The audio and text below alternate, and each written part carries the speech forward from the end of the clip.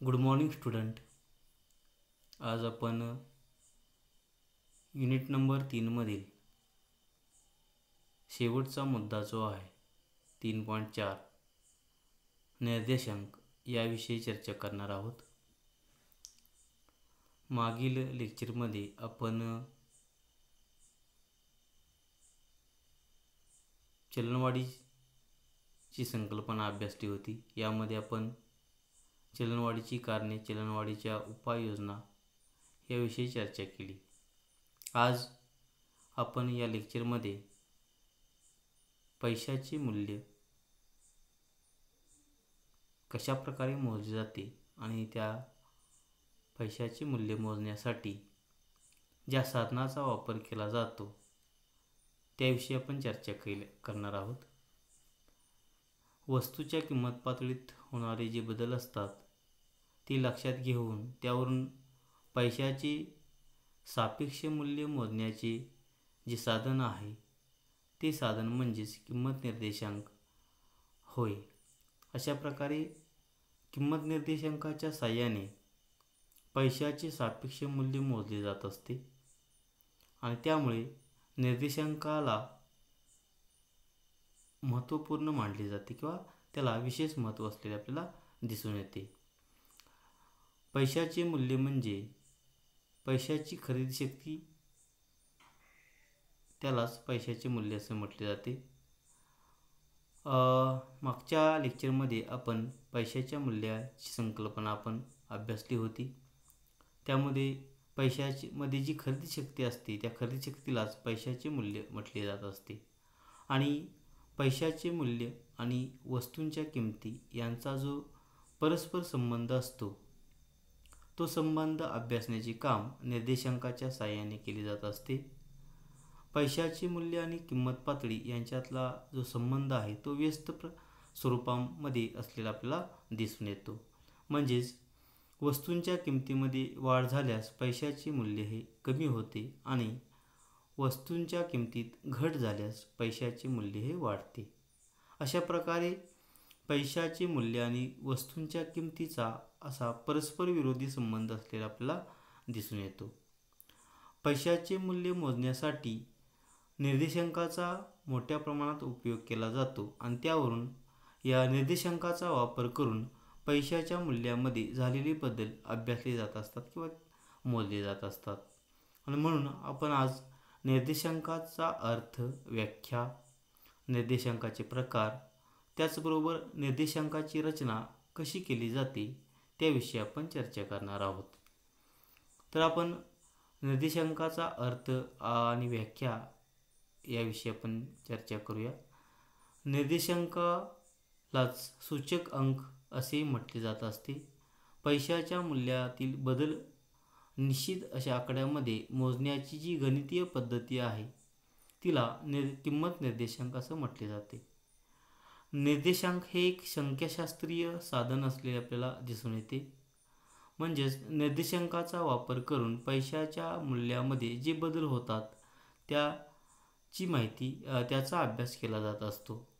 यामध्ये दोन विशिष्ट कालखंडामध्ये विशिष्ट वस्तूंच्या किमतीची तुलना करून किमतीतील बदलाबरोबरच समाजाच्या एकूण आर्थिक जीवनामध्ये जे बदल झालेले असतात त्याचेही मोजमाप या निर्देशांकाच्या साहाय्याने केले जात असते.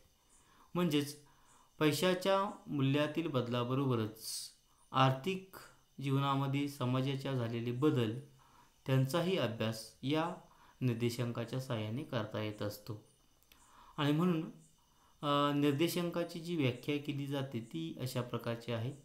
एखाद्या मूळ वर्षातील निवडक वस्तूंच्या किमतीची तुलना चालू वर्षातील किमतींशी केली असता चालू वर्षातील वस्तूंच्या किमतीत वाढल्या आहेत की घटल्या आहेत यावरून पैशाचे सापेक्ष मूल्य मोजण्याचे जे साधन असते त्यालाच किंमत निर्देशांक असे म्हटले जात असते. अशा प्रकारे दोन विशिष्ट कालखंडामधील वस्तूंच्या किमतीतील बदलाबरोबरच पैशाच्या मूल्यामध्ये झालेले बदल निर्देशांकाच्या साहाय्याने मोजले जात असतात. अर्थव्यवस्थेमधील गतिमान किंवा गतिशील आर्थिक प्रवृत्तीमधील झालेले बदल मोजण्यासाठी या निर्देशांकाचा वापर केला जात असतो. त्याचबरोबर इतर घटक जे आहेत यामध्ये राहणीमान खर्चामधील बदल, त्याचबरोबर उत्पादनातील बदल, त्याचबरोबर वस्तूच्या मागणीतील सापेक्ष बदल, घाऊक किंवा किरकोळ किमतीमधील झालेल्या बदलांचा अभ्यास या निर्देशांकाच्या सहाय्याने केला जात असतो. अशा प्रकारे विविध इतर कारणासाठीही पैशाचे मूल्याचा अभ्यास करून आणि त्यामधील झालेल्या बदलांचा अभ्यास करून इतर घटकांमध्ये झालेले बदलही अभ्यासण्यासाठी निर्देशांकाचा वापर केला जात असतो.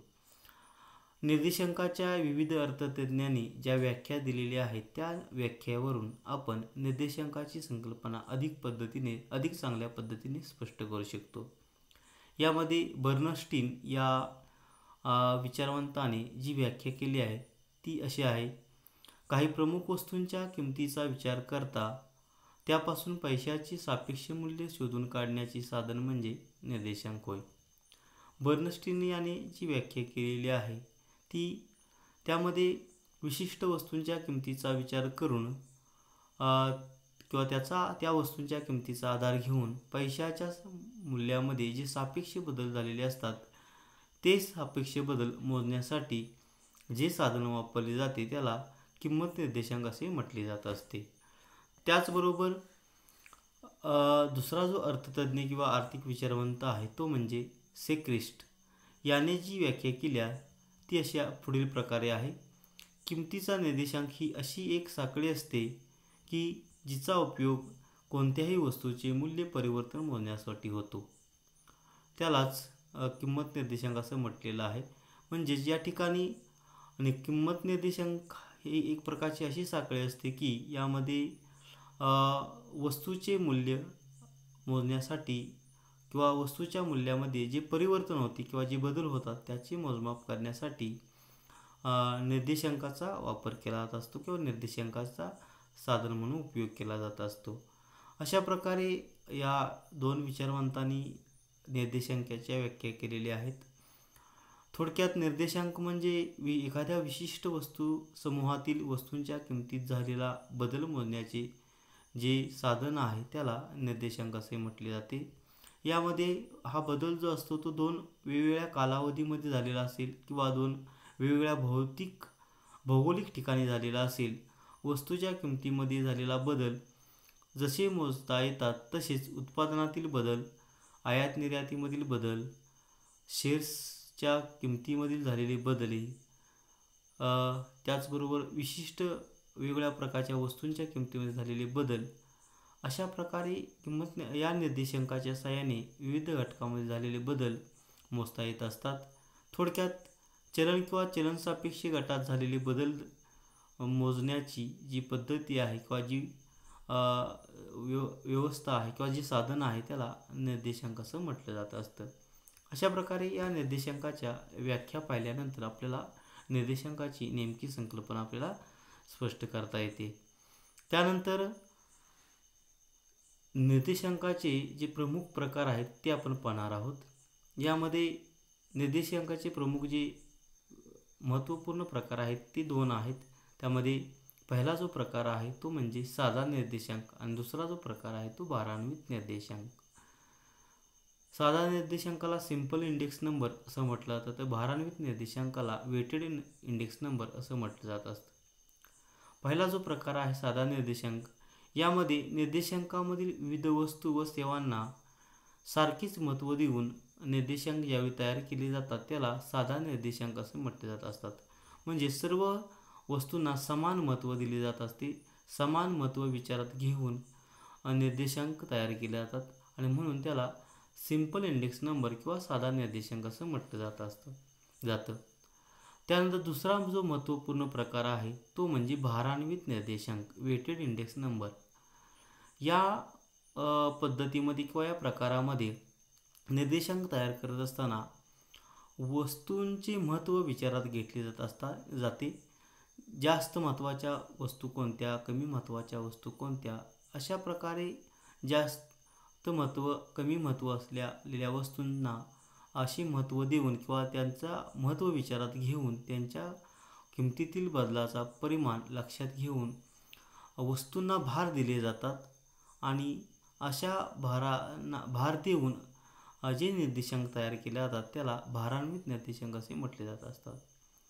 भारान्वित निर्देशांक तयार करण्याची जी पद्धती आहे ती लॅप्सेयर या आर्थिक विचारवंताने शोधून काढलेली आहे किंवा ती निर्माण केलेली आहे आणि म्हणून या भारान्वित निर्देशांकाला लॅप्सेयरचा निर्देशांक असेही म्हटले जात असते.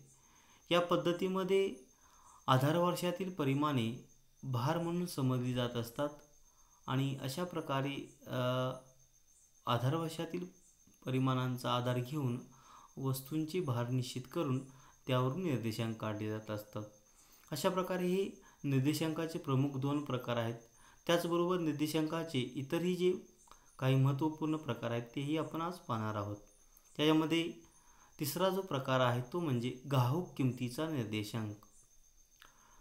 ज्यावेळी बाजारपेठेतील घाऊक किमती विचारात घेऊन निर्देशांक तयार केले जातात त्याला घाऊक किमतीचा निर्देशांक असं म्हटलं जात असतं. घाऊक बाजारामध्ये ज्या प्रमुख वस्तू असतात त्यांची घाऊक प्रमाणात खरेदी विक्री होत असते आणि या अशा घाऊक वस्तूंच्या किमतीचा विचार करून किंवा त्या किमती विचारात घेऊन अशा प्रकारचे निर्देशांक तयार केले जात असतात.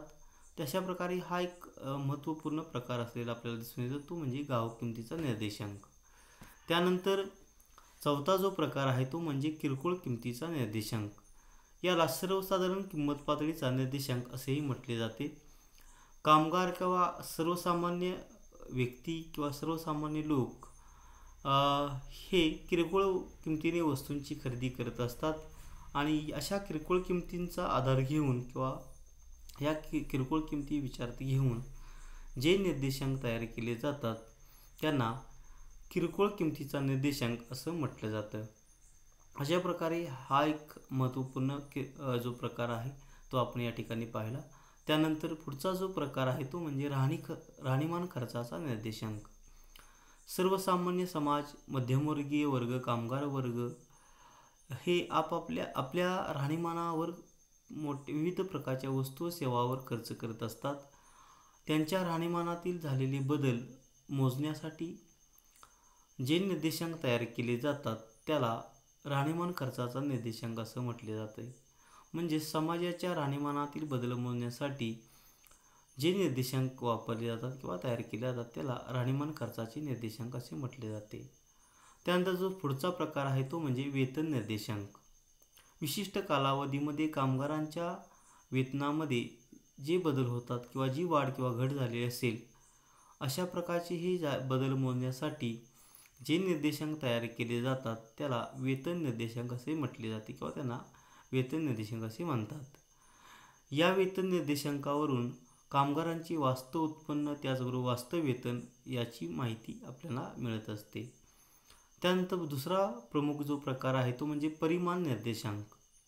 जेव्हा वेगवेगळ्या वस्तू व सेवा त्याचबरोबर घटक त्यांच्या संख्येच्या प्रमाणात मोजल्या जातात अशा निर्देशांकांना अशा प्रकारचे संख्येचा आधार घेऊन किंवा परिमाणाचा आधार घेऊन जे निर्देशांक तयार केले जातात त्याला परिमाण निर्देशांक किंवा संख्या निर्देशांक असे म्हटले जाते की क्वांटिटी इंडेक्स नंबर असं म्हटलं जात असतं. याचा उपयोग उत्पादित वस्तू, उपभोगलेल्या वस्तू तसेच वितरित केलेल्या किंवा वाटप केलेल्या वस्तूंच्या परिमाणाची तुलना करण्यासाठी केला जात असतो.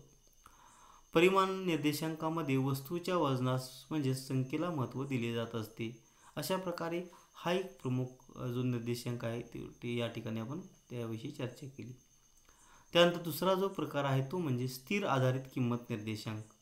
या निर्देशांकामध्ये जेव्हा आधारवर्षातील किमती या आधारभूत मानून किंवा घेऊन विविध कालखंडातील निर्देशांक तयार केले जातात त्याला स्थिर निर्देशांक असं म्हटलं जातं.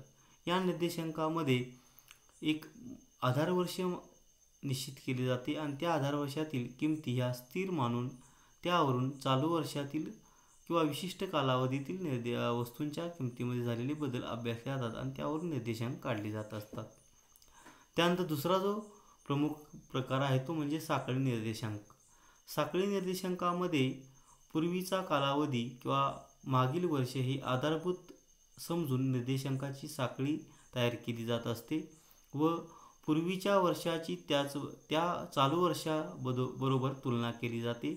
अशा प्रकारे आधार वर्षाचा वापर करून चालू वर्षातील वस्तूंच्या किमतीमध्ये झालेले बदल मोजले जातात आणि त्यावरून जे निर्देशांक तयार केले जातात त्याला साखळी निर्देशांक असे म्हटले जाते. साखळी निर्देशांकामध्ये पूर्वीच्या आधार वर्ष हे बदलत जात असते. साखळी निर्देशांकामध्ये आर्थिक व व्यवहारातील बदलांचे दर पूर्वीच्या वर्षातील किंवा मागील वर्षातील घडामोडींच्या संदर्भात स्पष्ट केले जात असतात. अशा प्रकारे हा साखळी निर्देशांक जो आहे तो सुद्धा एक या ठिकाणी प्रकार जो आहे आपण पाहिलेला आहे. त्यानंतर दुसरा जो प्रकार आहे तो म्हणजे मूल्य निर्देशांक. यामध्ये वस्तूचे मूल्य म्हणजेच किंमत आणि वस्तूचे वजन यांचा गुणाकार करून मूल्य काढले जाते आणि हे मूल्य विचारात घेऊन जे निर्देशांक तयार केले जातात त्याला मूल्य निर्देशांक असं म्हटलं जातं. अशा प्रकारे हा एक महत्त्वपूर्ण प्रकार या ठिकाणी आपण विचारात घेतलेला आहे. त्यानंतर दुसरा जो प्रकार आहे तो म्हणजे मानव निर्देशांक, ह्युमन डेव्हलपमेंट इंडेक्स. मानवी जीवनामध्ये जे बदल घडून येत असतात किंवा जे बदल होतात, मानवाच्या आर्थिक परिस्थितीमध्ये झालेले बदल असतात त्यांचे मोजमाप करण्यासाठी जे निर्देशांक तयार केले जातात त्याला ह्युमन डेव्हलपमेंट इंडेक्स किंवा मानव विकास निर्देशांक असं म्हटलं जात असतं. या निर्देशांकामध्ये मानवास आवश्यक असणाऱ्या बाबींचे परिमाण विचारात घेऊन निर्देशांक काढले जातात आणि त्यालाच मानव विकास निर्देशांक असे म्हटले जाते. अशा प्रकारे आपण प्रमुख दोन जे प्रकार आहेत त्याविषयी चर्चा करून इतरही जे निर्देशांकाचे महत्त्वपूर्ण प्रकार आहेत त्याविषयी आपण चर्चा केली. त्यानंतर जो महत्त्वपूर्ण घटक किंवा मुद्दा जो आहे तो म्हणजे निर्देशांकाची रचना. निर्देशांक तयार करत असताना कशा प्रकारे केले जातात, त्यासाठी आवश्यक कोणते घटक विचारात घेतले जातात किंवा कोणती तत्त्वे विचारात घ्यावी लागतात त्याविषयी आज आपण या ठिकाणी चर्चा करणार आहोत. यामध्ये जे महत्त्वपूर्ण घटक निर्देशांक तयार करताना जे महत्त्वपूर्ण घटक विचारात घेतले जातात ते पुढीलप्रमाणे आहेत. त्यामध्ये पहिला जो घटक आहे तो म्हणजे निर्देशांक तयार करत असताना निर्देशांकाचा उद्देश निश्चित करावा लागतो किंवा हेतू निश्चित करावा लागतो. निर्देशांक तयार करण्यापूर्वी त्याचा उद्देश किंवा हेतू प्रथम निश्चित करणे आवश्यक असते किंवा करावा लागत असतो. उदाहरणार्थ कोणत्या प्रकारचा निर्देशांक निर्माण करावयाचा आहे किंवा काढावयाचा आहे याविषयी निश्चित माहिती घ्यावी लागते. त्याचबरोबर त्याचा हेतू काय आहे किंवा उद्देश काय आहे हा विचारात घ्यावा लागत असतो. उदाहरणार्थ किरकोळ किमतीतील बदल मोजणे, घाऊक किमतीतील बदल मोजणे, राहणीमानातील बदल मोजणे, वास्तव वेतनातील बदल मोजणे, अशा प्रकारे विशिष्ट उद्देशाने किंवा विशिष्ट हेतूने निर्देशांक तयार केले जातात आणि हे निर्देशांक तयार करण्यापूर्वी त्या निर्देशांकाचा हेतू किंवा उद्देश हा विचारात घेऊन त्यानुसार निर्देशांक तयार केले जात असतात.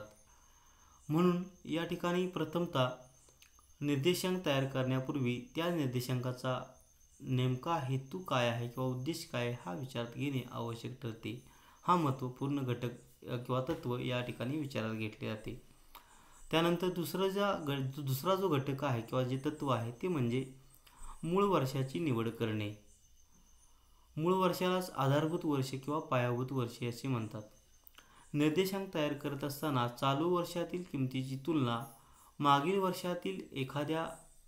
वर्षातील किमतीशी केली जात असते किंवा करावी लागत असते. अशी तुलना करण्यासाठी ज्या मागील वर्षाची निवड केली जाते त्याला मूळ वर्ष किंवा आधार वर्ष असं म्हटलं जाते. मूळ वर्ष किंवा आधार वर्ष हे सर्वसामान्य असणे आवश्यक असते. म्हणजेच त्या वर्षामध्ये युद्ध, दुष्काळ, भूकंप, महापूर, अतिवृष्टी अशा प्रकारच्या संकटे किंवा समस्या किंवा आकस्मिक गोष्टी घडलेल्या नसाव्यात. हे वर्ष शांततेचे, सुखसमाधानाचे असावे. म्हणजेच हे अशा प्रकारचे जे वर्ष सर्वसामान्य आहे की ज्या वर्षामध्ये आर्थिक घटकामध्ये किंवा अर्थव्यवस्थेमध्ये किंवा देशामध्ये कुठल्याही प्रकारचे समस्या निर्माण झालेल्या नसतील किंवा आर्थिक स्वरूपाच्या घटना घडलेल्या नसतील अशा प्रकारच्या वर्षाची आधार वर्ष म्हणून निवड केली जात असते आणि अशा प्रकारच्या निर्देशांकाची पायाभूत वर्षाची निवड करून त्यावरून निर्देशांक काढले जात असतात.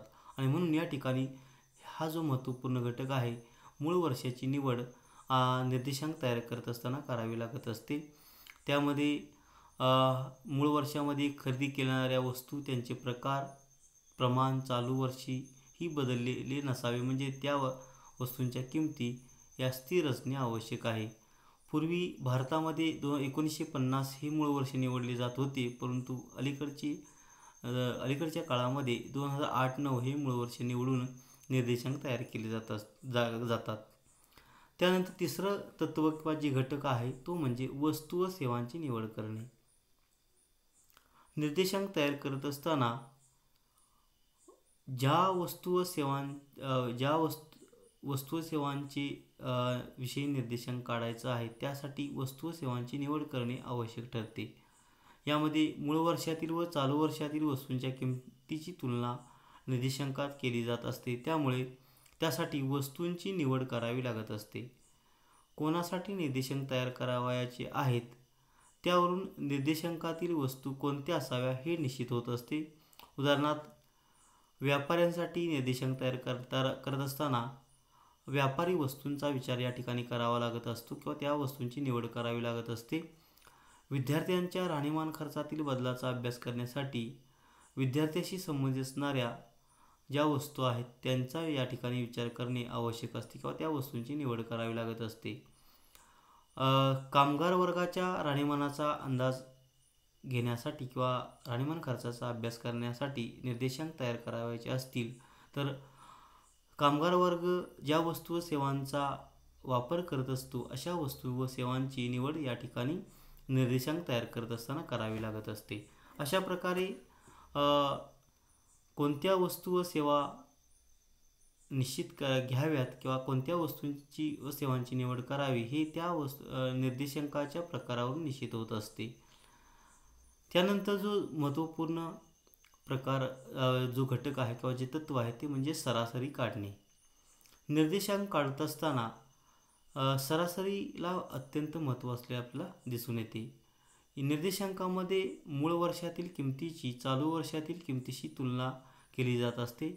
मूळ वर्षापेक्षा चालू वर्षातील किमती किती पटीने वाढल्या आहेत किंवा घटल्या आहेत ह्याची माहिती मिळत असते आणि त्यामुळे मूळ वर्षातील प्रत्येक वस्तूची किंमत ही 100 आहे असे समजून चालू वर्षातील त्या वस्तूंची किंमत ज्या प्रमाणात बदलली असेल त्या प्रमाणात त्या वस्तूचा चालू निर्देशांक जो आहे तो निश्चित केला जातो किंवा काढला जात असतो. उदाहरणार्थ आपण पाहिले तर 2008 हे मूळ वर्ष निवडले असेल तर त्या वर्षी ज्वारीची किंमत जर 20 रुपये असेल तर ज्वारी या वस्तूचा 2008 मधील निर्देशांक हा 100 असेल किंवा तो मांडला जातो. आणि जर 2019 मध्ये ज्वारीची किंमत 40 रुपये किलो असेल तर त्या वस्तूचा निर्देशांक 2019चा निर्देशांक हा 200 मानला जात असतो किंवा मांडला जातो.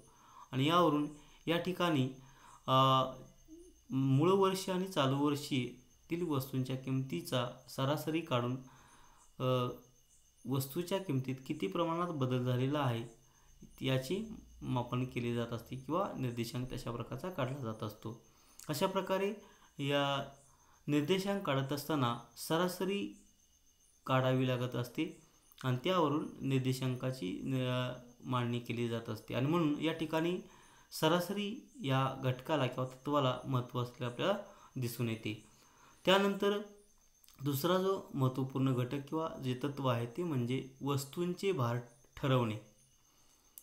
साध्या निर्देशांकामध्ये आपण पाहिलं की साध्या निर्देशांकामध्ये निर्देशांक तयार करत असताना सर्व वस्तूंना समान महत्त्व दिले जाते किंवा त्या वस्तू सर्व प्रकारच्या वस्तू समान मानल्या जातात. परंतु भारान्वित निर्देशांक काढत असताना वस्तूंचे भार निश्चित करावे लागतात किंवा ते ठरवावे लागत असतात.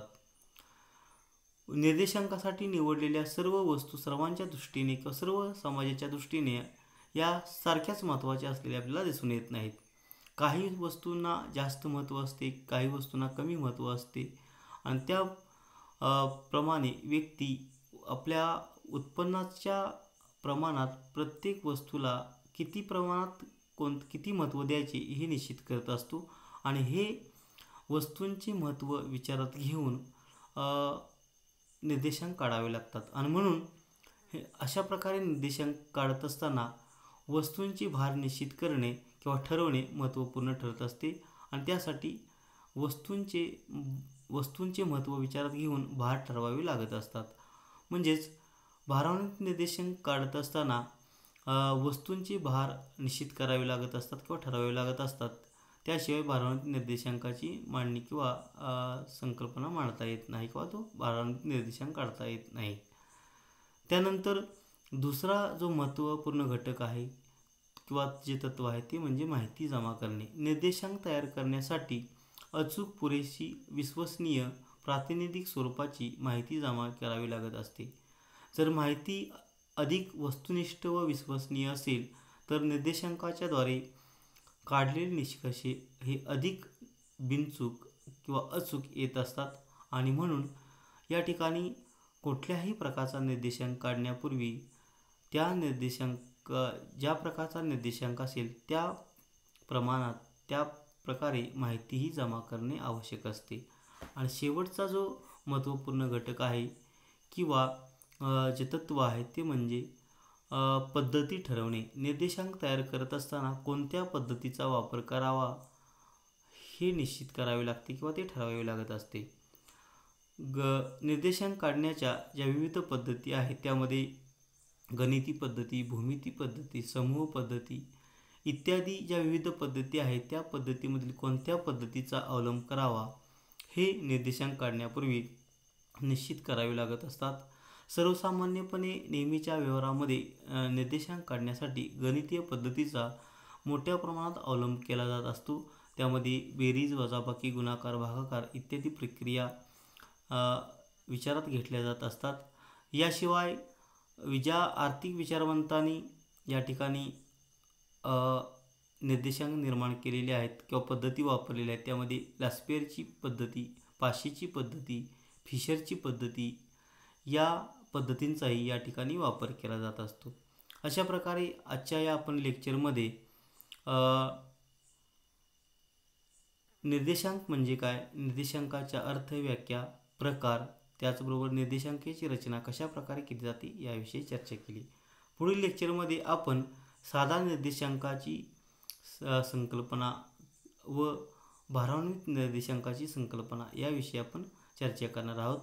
साधा आणि भारान्वित निर्देशांक कशा प्रकारे काढला जातो किंवा त्याची रचना कशी असते याविषयी चर्चा करणार आहोत.